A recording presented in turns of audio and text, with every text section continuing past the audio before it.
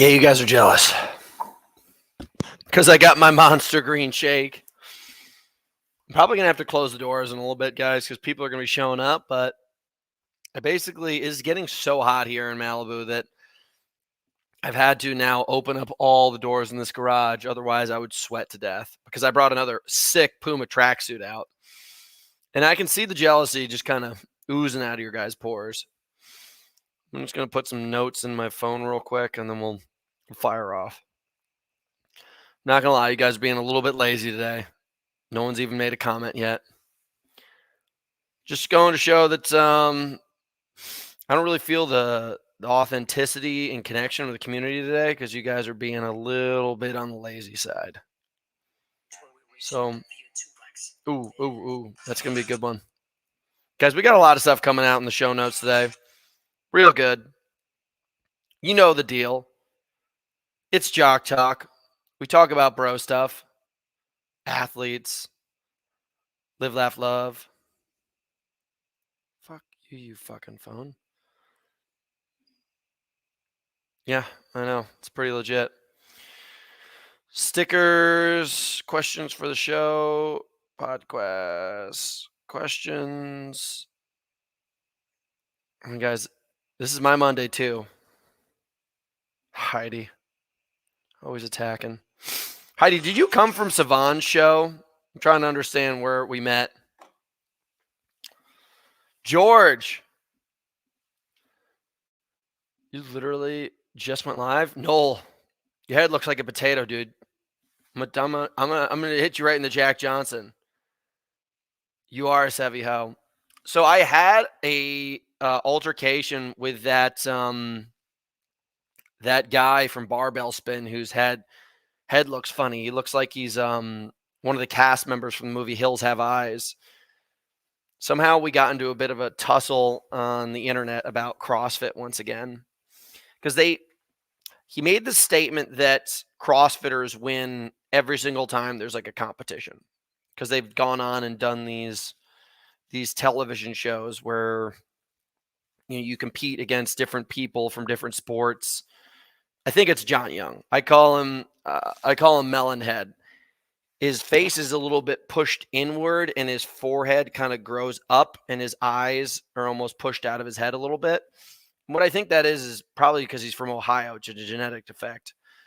But I will tell you guys this, and it's an honest truth. They won't allow me on television anymore because I keep on beating everybody in these shows. And you can't put CrossFitters at the top when Hunter McIntyre is 20 rungs up the ladder. Like, you can't take Danny Spiegel and make that your greatest champion. And, when I used to compete against these guys in Broken Skull Ranch and all these other things, as soon as we take you guys out of in between two bumper plates, I just mush you up. Mush you up real big. We're protective of John Young here. Yeah, you can be protective. I would understand too. When there's somebody who has birth defects like that, you have to protect them. And I respect that. Like, I think he's a good guy. I think he's missing a few brain cells. The wires are off a little bit. So, guys, we're going to start out today with heat. I've been thinking and reading a lot about Zone 2 recently because people won't shut up about it. And the show notes are as is. We're going to talk about martial arts. We're going to talk about really what Zone 2 training is and what the most elite athletes are doing right now besides cardiovascular training to get the greatest stimulus out of their performances. And then we're going to talk about the greatest charlatans. So I want to start out with probably one of the greatest charlatans in the industry. I want to see what you guys' thoughts are on this dude. Give me a second. Let me get the right one up. This dude. I fucking hate this dude. Hold on. Oh. That was meant to be the case. Okay, guys. So we are going to go present screen, share screen, entire screen, boom. So do you guys know this dude right here? This dude right here is, I believe it's Brian Johnson, and this is the new version of the Liver King. And he's this dude right now, like toting the idea that he's created life and longevity and the secrets of hacks. And one of the things he's pushing right here is that because he doesn't eat meat and he eats 110 grams of protein a day, that he's defying all of the realities of what nutritional science is saying about how to live your longest, be your best. Now, I really want you guys to remember, just rewind back because people have terrible memories. I think a lot of the people who are watching this forget that our last president was shot like a month ago. That's how quickly the world forgets about things. About a year and a half ago, there was this guy called Liver King who was the biggest and most like important thing on the internet.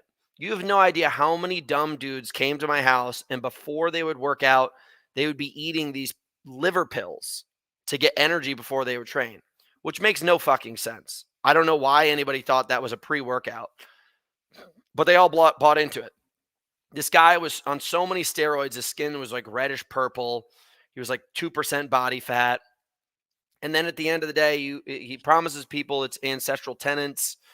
And, these are the things that give you longevity, strength, masculinity, testosterone, blah, blah, blah, blah, blah. And then it gets caught that he basically created this whole thing as a marketing scandal to sell products and had been on steroids the whole time. And then he's basically kind of died off. In the phoenix that is rise from the ashes is this guy, Brian Johnson. Now, I'll go look Brian Johnson up on another tab. Johnson, I think it is. Is it Brian Johnson? I think so. I'm going to fuck this up, guys. I'm sorry. Health routine. I think it's this guy. Yes. I mean, look at this. This guy looks like Buffalo Bill from Hannibal, from Silence of the Lambs. I don't understand why anybody is looking at this dude like he is a beacon of health, but he scares the living shit out of me. But I'm telling you guys right now that this dude is now telling you that the vegan diet is the thing to do to live forever, to be the best, blah, blah, blah, blah, blah. What you guys don't know is that this dude is spending $2 million a year to make everything else in his life be optimal. And then he's using vegan. And now he's also pitching you guys products at the same time to fall under that same lifestyle as him. You don't even come close to understanding the fact that he's spending $2 million to look like this. $2 million. So why the fuck would you think that being vegan was the thing? It's not. It's just flat out not. It's the $2 million that he's spending to live like that and look like that. And everybody's falling for it. My brother's calling me about it. My friends are calling me about it. They're like, I want to live forever like this dude. I'm like, fuck. Everybody's getting duped again. And I'm just mind blown. I don't understand how you guys fall for this shit so quickly. Like it just happened to you with the Liver King. And now you guys think that this Buffalo Bill looking motherfucker is the new health Jesus. So what I did just to check up on the other aspect, fuck, I lost all my show notes. How the hell did that just happen? Boom. There we go. If you look at this, then all of a sudden you go into these notes right here. Michael Jordan ate a steak before every game. Wayne Gretzky ate a 23-ounce steak before every game. Messi brought 6,000 pounds of meat to the World Cup. Now you're looking at people that aren't advertising anything. They're not advertising anything. They are just eating the way that they need to perform. And these are the three greatest athletes of all time. They are not Buffalo Bill. They are not attached to any sales. All they want to do is be the best at their sport. And basically, meat. What do I eat all the time? Meat. What am I not trying to sell you guys? Meat. Don't fucking fall for this guy. That's all I'm going to say. I cannot believe how many dummies I'm just hearing about this. It's amazing. It's amazing. We're going to go into the notes here. A lot of people for John Young. I don't care about air bikes. Nonsense. Did you watch UTMB? Yeah, that was last week. You're a little late to the party, Raymundo. Was it you who done that Liver King comp? No, I didn't do the Liver King comp. Liver King reached out to me to see if I'd do his thing, and I called him a pussy and told him that I'd break his record, but I had to bring my own film crew to film it all because I didn't want them to kind of spin the wheel on it.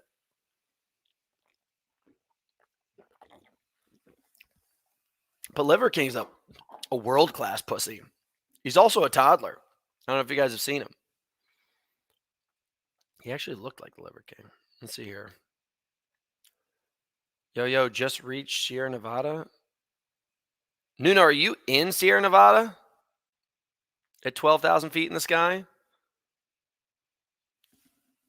I'm not talking crap about anybody.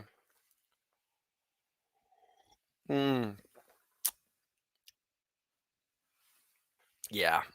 Vegan isn't the secret. Big Tomahawk, Kayagi needs a Caleb. Or not strictly the same.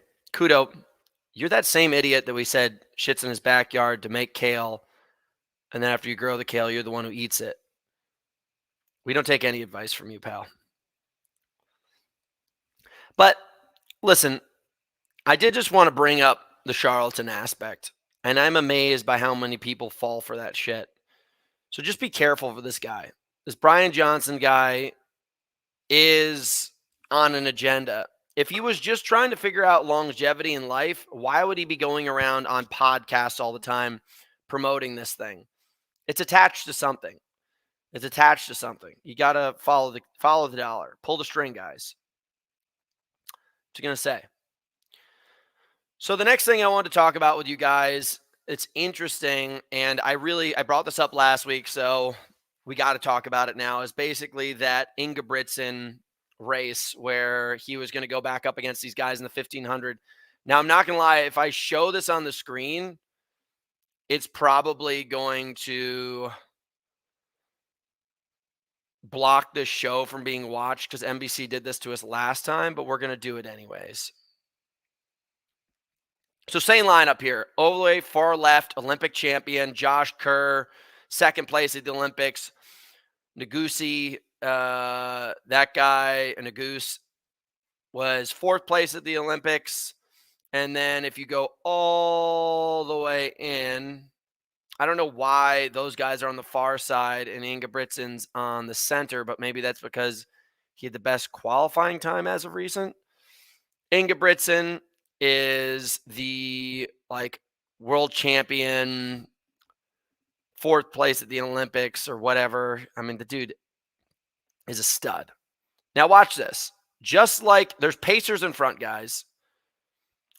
And once again, he is in the front, just hammering, as he usually does.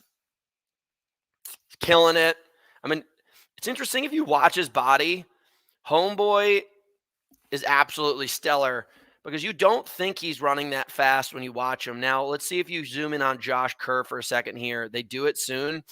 Watching Ingebrigtsen versus Josh Kerr, Ingebrigtsen looks relaxed. Josh Kerr looks like he's fighting the air.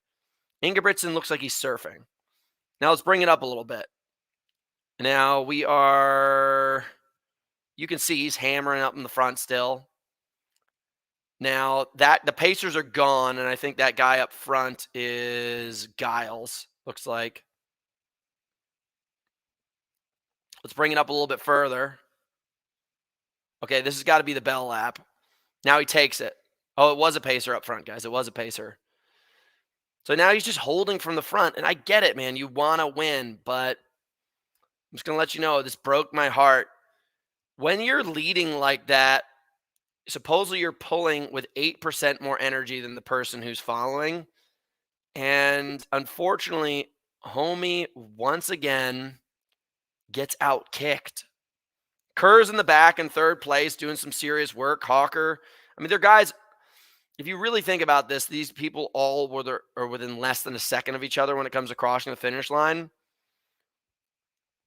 Hawker's doing his thing where he's getting a good kick, but there he goes, dude. The goose just out kicks him, and it breaks my heart because I think what he's doing is he's just pulling so hard for such a long period of time that he's just got nothing by the time he gets to the finish line. It's always in that last bend. So I don't really know what to tell you. I don't know what to tell you guys. I want to see this guy do a lot better. It's busting my heart up. But I think we may have just seen potentially the end of Ingebrigtsen's 1500 career. I think that he may or may not be pulling out of this thing after the continuous losses over and over again. Do you want a guy to handle your back end? I don't know if that's a perverted thing. I don't know. You guys can comment in the notes, but I think if I had to guess after watching that, I think he's done. I think he's done. Caleb's back end guy. I don't really get what you guys mean by a back end person. Am I supposed to have somebody do something?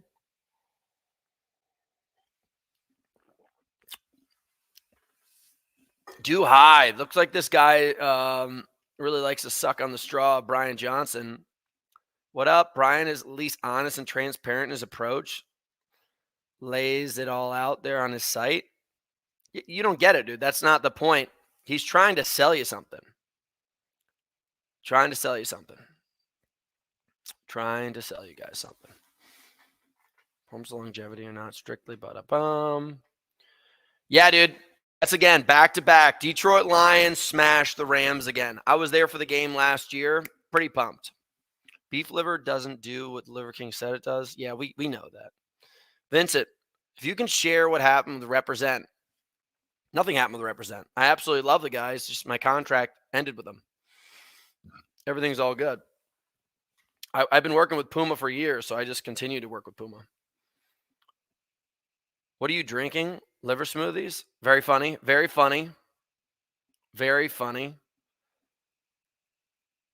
Do you recommend High Rocks being open? I think anybody who's coming from a CrossFit background should probably start in the open of High Rocks just because you guys got to understand you're brand new to the thing. Do the first workout a little bit less than you want to. Wow, Jared, showing up a little late to the party. Showing up a little late. Showing up a little late. Was sick all week before. Yeah, listen, I know he said that, but I don't know what you want me to tell you guys. I mean, he's an absolute beast.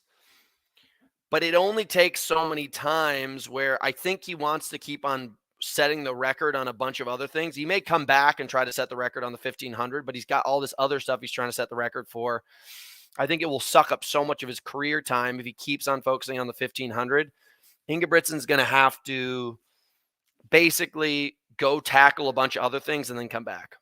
Oh, by the way, guys, check this out. Did you guys just see that? These are these new glasses that will change tint just by putting your finger on the sign back. I've been talking about this for years, and it's absolutely mind-blowing. Look up Tremellos. Then he'll move to long distance. You're trying to sell me? Nah, do high. I'm not trying to sell you on shit. Hey, brother. I love watching your journey. Thanks, guys. All right, we're going to keep on rolling. So a guy brought up something to me where he really wanted to understand what's going on with the whole Zone 2 thing. And probably like the greatest example, we're just going to break it down. Here's a video real quick of this like high performance dude talking about Pogača. And he's talking about the pyramid idea. What is Zone 2 training? What's the heart rate look like? What are the benefits? Blah, blah, blah. And they're using the cyclist Pogača, who's winning all of the Tour de France events right now. You can see this drawing right here, high intensity VO2 max Zone 2. And then wondering why it's so beneficial. Now, we're going to dump this video and explain, like, zone 2 is valuable. It's super valuable. But I want to explain this because I've been just getting this so many times. So zone 2 is the idea that you're in this pace that is like in this oxidative low stress, which is allowing your body to continue to create more efficiency. Just think about that. We're not going to get into the science whatsoever. We're just talking about efficiency. So anything that you're trying to do for a longer period of time is about efficiency.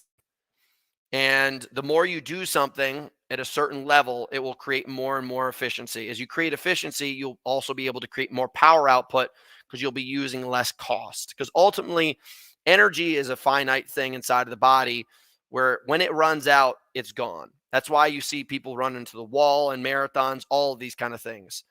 Like I often, when I'm teaching seminars, tell people that everybody in the room can run a 4-minute mile for a certain period of time, barring that you don't have broken legs. You can run it for a certain period of time, but you do not have the efficiency to sustain that over a long period of time. Now, people like the 1,500-meter runners that we were just watching are training 12 to 15 to 20 hours a week just to be able to do a 3-minute and 30-second race. What they do that is because what they're doing is they're creating this level of efficiency to sustain higher and higher levels of energy output, but at a lower level of cost. That's why you do zone 2. Now, you need to go up to the top of the triangle, which is the intensity aspect, not the base of the triangle. And what happens up there is what you're doing is basically, imagine you're building a bow and arrow, or just like an arrow. You need to chop down the tree. That's zone 2. Obviously, the more chopping you do, the more arrows you get. Intensity is the idea of sharpening the tip. Otherwise, it just kind of hits blunt. You need something with piercing force and the ability to move at pace and with intensity. So that's when you're up there at this very, very high level and you're really pushing yourself and you're refining the process of your actual sport. Now, a better way of explaining that refining the process in a different capacity is you can go into the gym and strength train all the time, and you can use that strength training to be a great wrestler, or you can use that strength training to then all of a sudden be a great track and field athlete like a javelin thrower. The same movements of bench press, squat, power clean, the things that build the capacity of overall power, now all of a sudden need to be refined at the tip of the spear, which is then going to be your sport. Their refining is going to be that intensity of being able to be on the bicycle, running, all of these kind of things. Now, I want to talk about the tip of the spear real quick. I'm going to bring this up.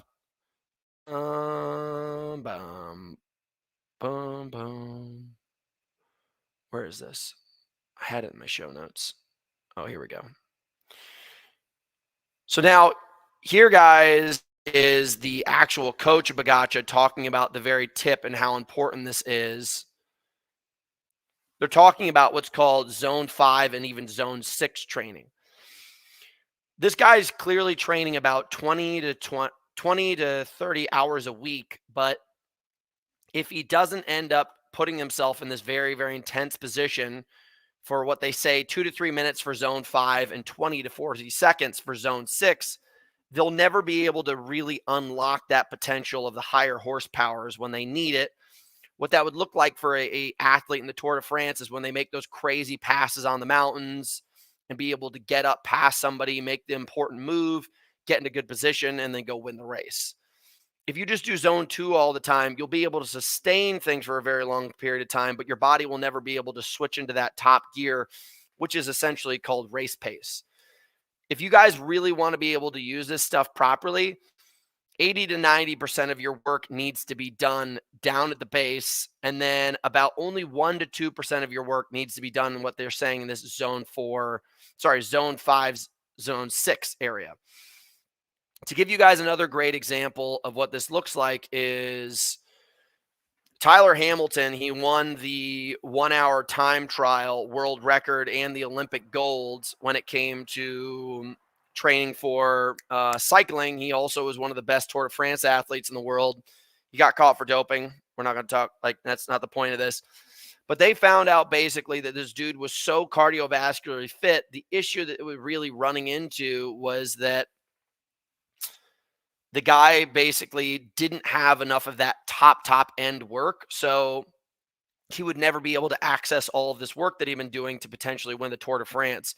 So him and his coach, they worked him exclusively in like 40-second intervals, like as hard as you could possibly go, and then have about a minute and 20 off. And they do like 20 rounds like that.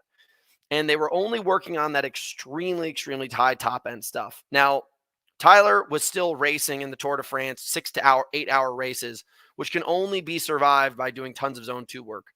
I personally, if you guys want to be shown something, I'm racing a 53-minute race. And if you go here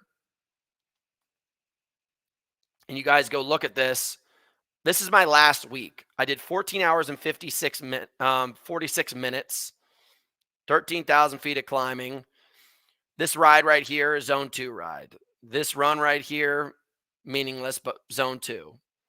Once again, right here, this run, zone 2. This ride, zone 2. Afternoon weights, all this kind of stuff. That was just weight training. Morning run, zone 2. Like everything your guys are seeing right here is all a super, this right here, this morning race was max effort. But you're seeing somebody who's not even at his highest like training hours. And I spent of those 14 hours, I spent 12 of them for sure in zone 2 and under. And like, I think people just get confused. It's one of those kind of things where zone 2 is the hammer and the high zones are basically the polish and the chisel.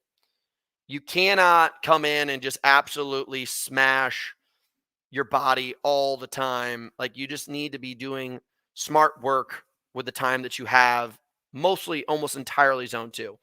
One thing I recognized when I was going all around Europe this summer teaching these seminars is that almost none of the athletes were doing zone 2 work. They're all taking, 5 to 10 high rocks classes a week. They're absolutely crushing themselves. They're always in what's called this gray zone where they're always sweating more and burning more calories, but they're never getting more efficient or better at their process. They're just doing more work. So I think, like, listen, it's boring, but winning is not boring. Those jerseys behind me are not fucking boring. If you guys really want to learn and get better, like, it starts there. And if you guys can't swallow that pill, you'll never be one of the best. You'll never achieve your goals at the high level.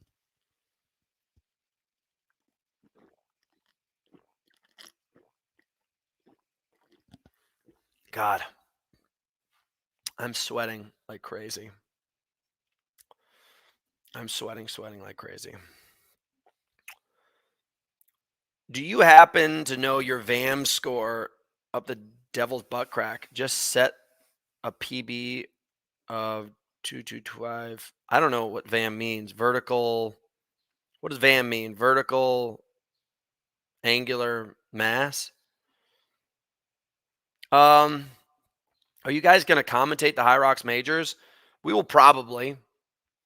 I think High Rocks is starting to get to the point where they don't really want outside people doing it, but I may not like actually stream the video, but I'll just talk and you guys can watch the video on your own.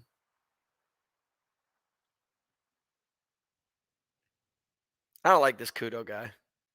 He's always just asking the most annoying questions. VAM, measure your vertical ascent in meters per hour. Oof. Man, I bet you, I got to look through my notes, but I'm definitely not the guy who has an insanely good score because I'm just too big. Yeah. Yo, PK7, these things are crazy. Did I show you guys what these do earlier? Watch this. Here we go, boys. Watch this. Shit, that's the wrong side. Look at this. Changed just to dark. You guys can't see my eyes. What's up? Boom. Witness the fitness, baby. I am doing at this point in time, maybe 2 days of trail running a week. Can I ask what fitness watch you had on the other day? Yeah, so I just started working with Amazfit, guys. This is the company, this is the TRX. I basically sat here for years and, I kept on witnessing these tech companies basically taking watches that were meant for endurance athletes and exclusively doing no work to improve the indoor athlete's experience. Now, High Rocks is an endurance sport done inside. We need better tech. We need better tech. So I reached out to a couple companies, and this one was receptive and they want to build the better tech. So I was like, guys, I will sit here with you and I will work the hell out of this thing to make the ultimate watch for indoor athletes and outdoor athletes. So this is the start. Let's just give it a little review. The handsome feature, guys, the golden bezel on the side. Oh, look at that. Heart rate in the back. Buttons everywhere.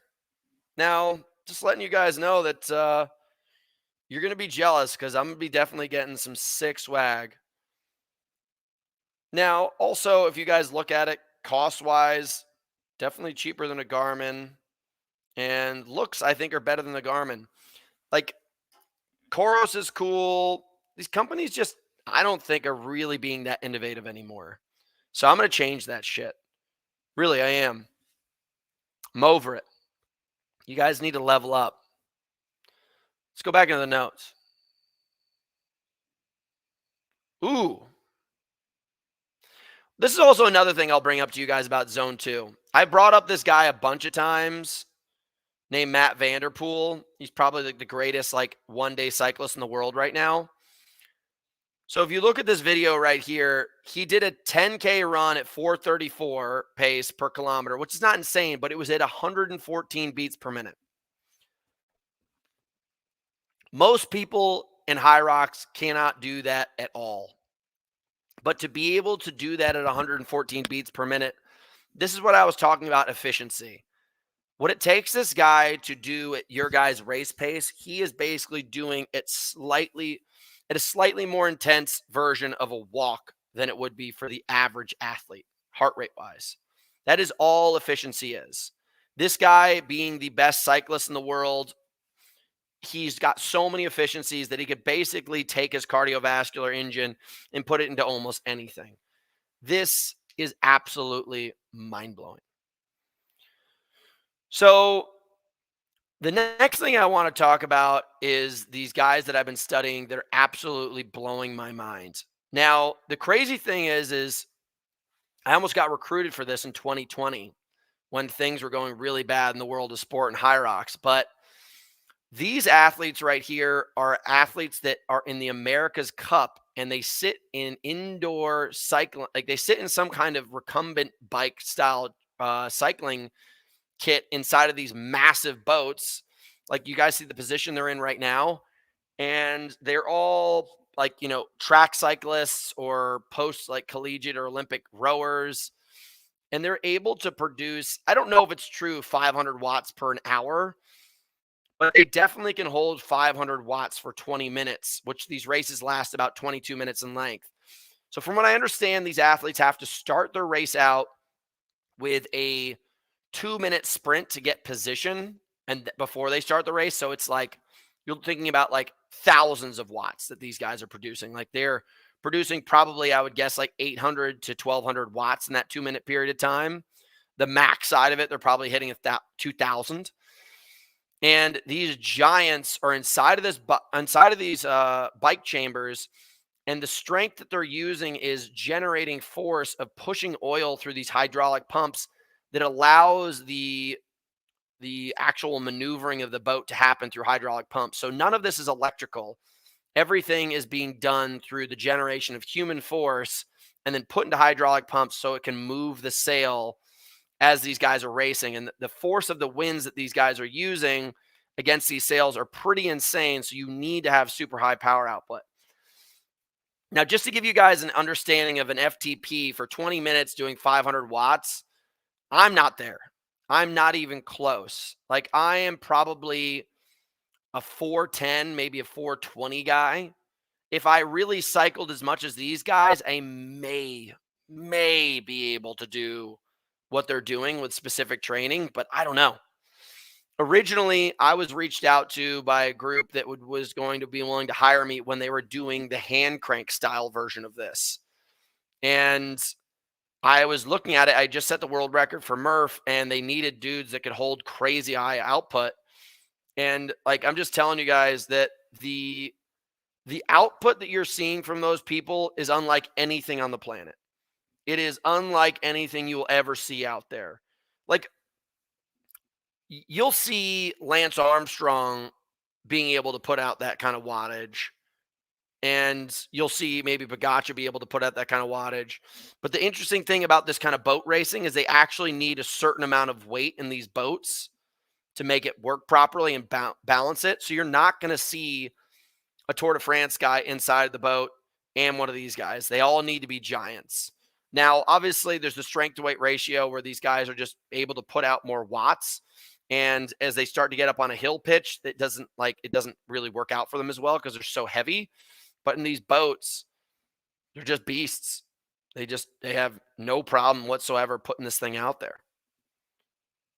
Let's go into the notes real quick. But if you guys want to do some research, look up these athletes. There's a YouTube video that I posted in our Facebook group. It's just mind-blowing. What do you think is more impressive, running a 17 to 18-minute 5K at a low heart rate or being able to run a 5K at the same time with your heart rate being on a 5K at the same time with your heart rate? What? Of course it's the lower heart rate one. Alan, go hit your head against the wall. That was a dumb question. Yeah. I don't really know about that. All right, going back into the notes, guys. Hmm.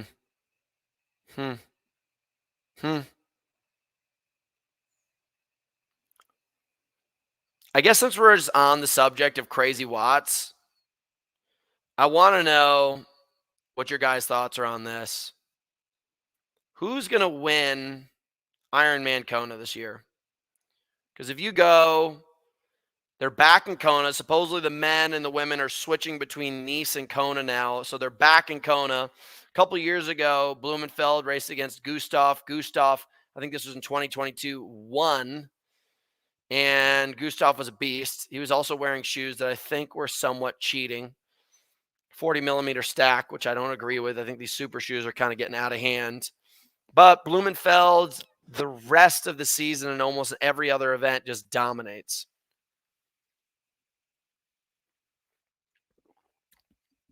Here's my prediction. I don't think Blumenfeld's going to win. I think Blumenfeld is such a fast and freaky athlete, but I think that he goes at a level of horsepower that's higher than anybody else, and he is going to overheat out there and basically just cook himself. I think his pace just is not going to be able to handle that heat.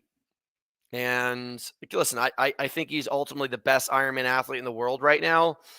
But the thing that I've started to do in my thought process is these guys are so lean these days, and they keep their muscle mass so low.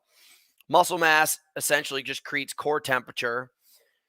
Anybody who has any more muscle mass is going to have a higher core temperature, and even a higher core temperature of 1 degree over an Ironman race, even a half degree, is going to knock you out.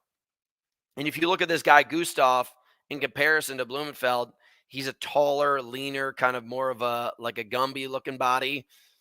That guy's body is just meant to go through heat and space at a better rate than someone like Blumenfeld, who kind of looks like he's just bulldogging the race the whole time. And like it's not meant to insult the dude, but straight up, it's going to be really hard for this dude to win, I think. That's why you see so many really lean athletes absolutely crushing it. Just absolutely crushing it. Gustav is not fit yet. Christian, let's see here. We got a lot of votes. Best tip for improving running? I've seen you reference a 32-minute 10K. Yeah. Ooh, we got Christian as a vote. These shades are called Camelo. I was given them as a gift. This is not an ad at all. Goofstoff is going to take it all again. Nice. Magnus. I heard somebody talking about Magnus. He's going to come with a win. The Olympic mess him up in a good way. Just to take Kona. That might be the case, guys. Might be the case. Mac Roche. Is this the Mac guy? I think it is. Damn, body damn. Thing is taking sense. So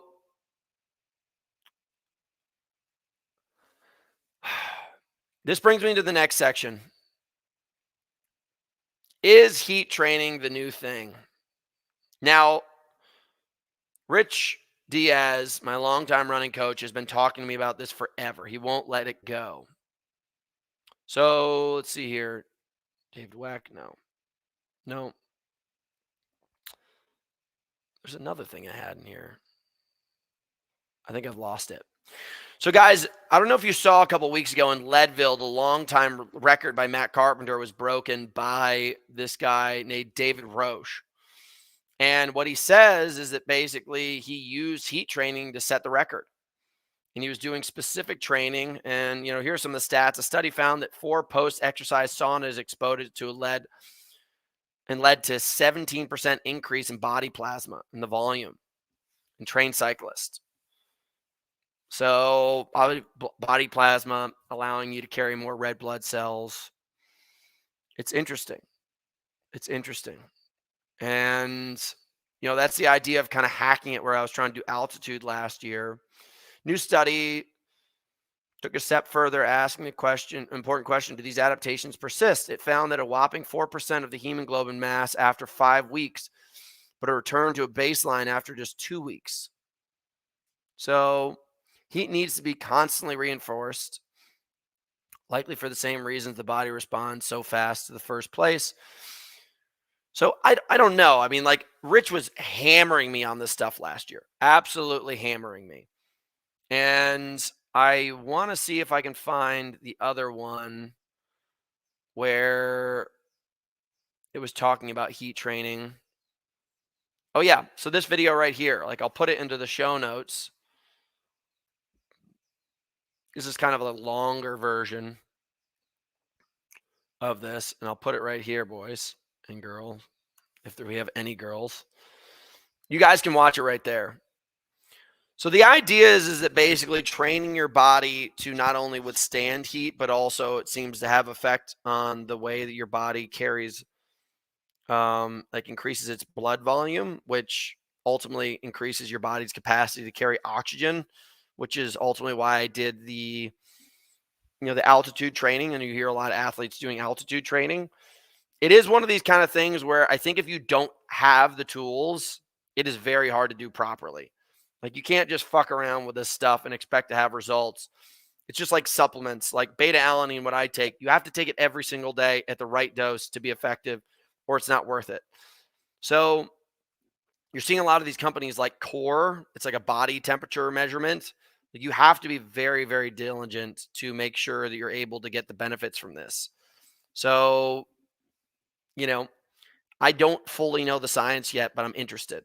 Like this guy, Jason says, I do 60 minutes sauna most days after training.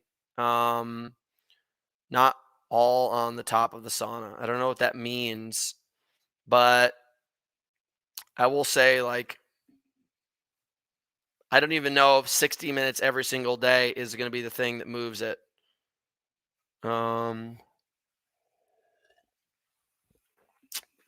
Look at this guy, Steve. No, getting all upset about Lance Armstrong. Lance Armstrong is still the greatest endurance athlete in history. Using the tools that everybody was using. You're just sensitive because you probably suck at sport. I'm just saying, dude, like you got to recognize that guy was the best. And he cheated, much like all these guys do. But God, you just sound like a hater. You sound sensitive. You do. Yeah. So let's go into the next section.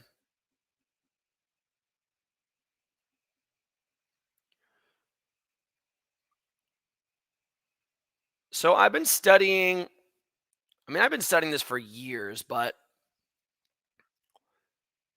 this is interesting.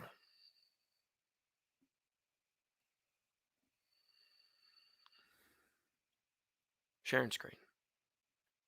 Enhance. So this guy Joe Lewis, which was widely known as the greatest martial artist of all time. Now this is before UFC was around and there was more traditionalists where they were doing kind of just one practice. And supposedly his career spanned over 17 years. He won almost all of the titles. Bruce Lee considered him to be the greatest. Everybody was like, this guy's the greatest, the greatest, the greatest. Now, he was very into weight training, but if you look at him, he was very lean. Like, look at that body right there. That's a very lean and tight body. That's a fucking buff boy body. I think a lot of people are always training their strength training off of bodybuilder routines, which I keep on saying most of the people that I run into in our sports are doing a bodybuilding program and a marathon program. So the note that this guy says is basically, I recommended people to lift weights and strengthen their muscles, not to enlarge their muscles. If a person trains correctly, the weights will not tighten the muscles and slow the person's speed down, contrary to popular belief. I've been working physically hard since I was a child, and that, naturally, would have been one of the reasons why I'm still remaining in the muscular frame. So this guy was basically training this idea of just being strong as shit, not big as shit. So then it brings me, if you look at this video right here, these guys right here, this is the Korean version of the SEALs. And if you guys look at their bodies, it's kind of interesting to me that these people are supposed to be the most elite training fighting forces. These are special forces. If you look at special forces around the world, they tend not to really be that big. They tend to be kind of more tight-bodied, ripped guys. They all have great physiques, don't get me wrong. But you go over here and you've got this buff, amazing martial arts athlete. And then you go over here and you've got, these guys that are special forces that are just kind of lean and mean. And then you go over here and this guy was supposed to be the greatest wrestler in Olympic history in the most competitive weight class. Look at this guy's body type. He's clearly incredibly strong by being able to chuck people around. If you guys have ever wrestled, it's not only the most exhausting sport, but it takes every muscle fiber in your body to be able to manhandle somebody like that. It's insane. So I have been really working on lifting weights and not getting any bigger anymore, even though my body does puff up. It kind of is its natural state. But I always do these days focus on being as strong as possible rather than as big as possible. And I think people are strength training the wrong way. Our new program in house right now is called hybrid performance training. And I learned this thing called clusters. Cluster training I learned about 8 years ago. And it's one of these kind of strength trainings where it builds your body up to be so insanely strong, but not add size. And it adds horsepower and continuation of horsepower, but not size. So if I were you guys, I'd really I'm seeing so many of these buff boys and high rocks right now. You're going to notice that as things get more into the future of this sport, you're probably going to see people lean out a little bit. And you just got to be careful if you're getting into our sport of just being this big buff dude, and just put yourself in a position where ultimately, as I said, with those athletes that are doing, the Tour de France or the guys who are doing Ironman, if you have too much body mass, you have too much core temperature. Too much core temperature means less ability to sustain power output.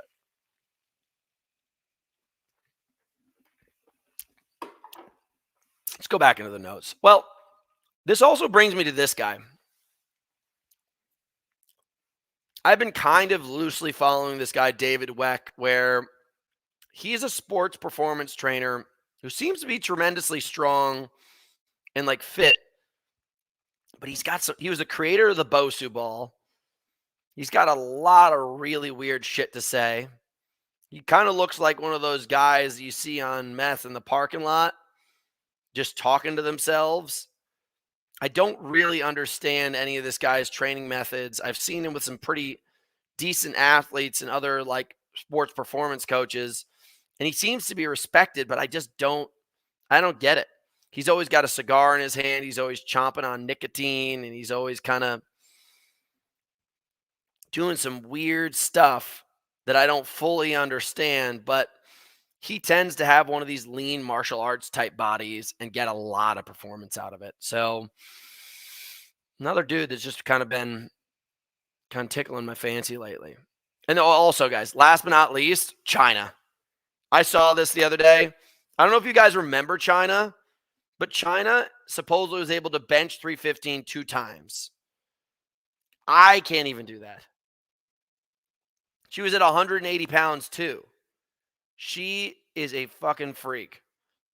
I think people often forget how incredibly powerful and athletic WWE athletes really are. I mean, they are some of the most impressive athletes. So, just saying, guys. Just saying.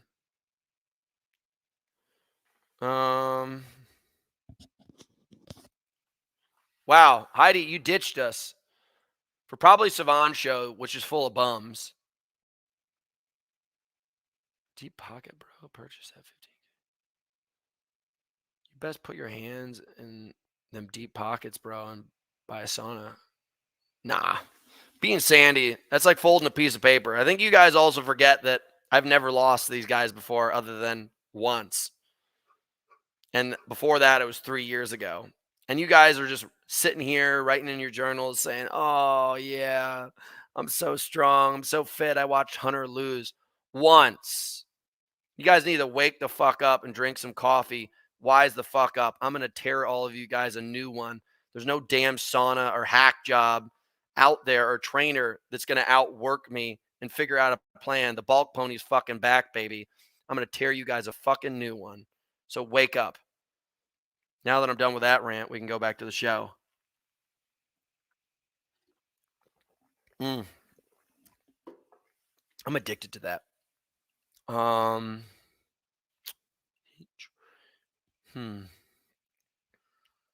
John Jones, baby. Also, PED user, though. Yeah, that's cool. Yeah, dude, Chuck Norris wishes he was that guy. I bet you Chuck Norris was really based off that guy. And I've never really wanted to do jiu-jitsu. It's like, I probably will when I get older, when there's something like to do, but on the move. I like wrestling. That's a man's sport. Gym without AC makes you sweat between bogging yourself down in conditions.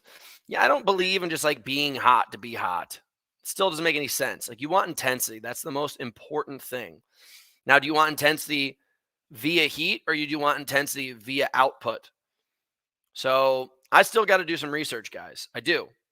So it's one of those kind of things where like there's a lot to be learned. I got this 300-pound gripper. I still haven't been able to close it fully yet. It's kind of interesting. I can close this 300-pound gripper, but I can't squeeze more than 200 pounds on the force generator. God. So either this thing is lying to me, or I'm just not that fucking strong. Hope the RMR gents are ready to get smashed. Yeah, they're definitely ready, dude. I mean, I would love to do a competition of RMR versus House, but House is just like, we should have an overall, all the athletes from House competing against all the athletes from RMR, and we'll tear them a new one. I mean, I'm very excited. I'm going to Dallas, and I'm planning on bearing these suckers. So, it's going to be a little bit of work. So updates, guys. If you're in the Southern California area, and you don't need to be in Southern California, but it's obviously easier. If you guys want to meet up, make sure you guys reach out to Alana, Tracy, myself, and get into the SMS group because we have all these hybrid clubs going on. It's awesome. It is going to be an absolute blast leading up to Anaheim and all the races this fall in the United States. And then we may continue into like Vegas and obviously everything next year. But just to get you started for the next 3 months, we're meeting up. We had a great one at Chalk this weekend. Also, everything's kind of back in stock. If you guys are looking to get like cranked up on the dopest products in the entire world, UK, United States, Bulk Pony. We got a lot of stuff going on right now. You know the deal, guys. It's the best products in the entire world. I try not to promote it too much because it's an unfair advantage to the idiots not taking it.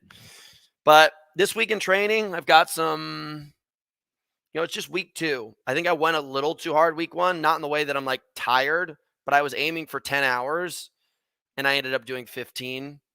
I actually feel amazing. So that's good. But I'm trying to get about 15 hours again this week, and I'm going to try to ramp it up slowly and get myself into a position where I'm doing probably 20 hours a week again through October and stuff like that. Got a couple races that are in the pipeline. Seems like I'm going to Amsterdam, guys.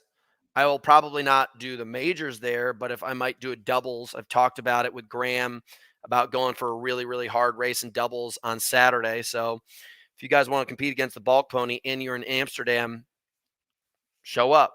Show me what you're all about, guys. Tell me all about all these stupid stories you got about how I'm going to lose again, because I'm going to smash your bitch ass. But there's big things coming down the pipeline. You guys know the deal. If you want to get a hold of us, Hunt the Sheriff on Instagram, Hunter McIntyre on YouTube. Best products in the world from Builder Sports and Builder International. And if you guys are looking to get some training, go to housetraining.com. If you're in the sport world, High Rocks, DecaFit, conditioning and hybrid sport, we're really going to put it to the test. And that's what's going to happen in Dallas, baby. I think, we've got this other guy, Nick Bear. Respect the shit out of the guy, but he considers himself to be a hybrid king. And I just don't consider myself to be the behitter of kings. I'm going to tear that fucking dude's head off, and I'm going to show him what's up. So I'm looking forward to Dallas, baby. I'll be training hard. Thank you guys so much for showing up. I always love having the crew here. We got up into the 90s, I think, which is pretty dope for just showing up to Jock Talk. Also, to give you guys an update, this is the end of this version of the studio. We just bought all this new stuff, so everything's shifting again. I know you guys are talking about having back-end people. We'll probably get to that point. We're building out multiple screens right here. We're going to have another podcast studio over there for like in-person, face-to-face people coming up here from all over the world looking to train. And we're just in a position where we're leveling the shit up. And it's always really, really helpful if you guys just like go into the show afterwards on our YouTube channel and just basically put in the comments right there people you want us to interview, or please guys just go in there. Like a lot of athletes have been reaching out to me and they DM me content that they want me to write up. Like I went out of my way to read up on some things that athletes sent me and cover it this week. So if it's something that's valuable and something fun to hang out with, I would love to share it with you guys and do a total breakdown. And after the whole studio is rebuilt, we're going to actually start bringing in interviews again because we wanted to polish it up so that we had the best experience for you guys to witness. So we are so close to be having this thing done. And I'm pumped. I'm pumped about the next level, guys. It's going to be absolutely amazing. So I'm out of here. I got to start training. I got to eat some food. It is so fucking hot. California heat wave is about to end. Another amazing show hour. Heidi, I cannot believe that you ditched us for a while for whoever else you've been cheating on me with. But I'll catch you guys soon. Over and out.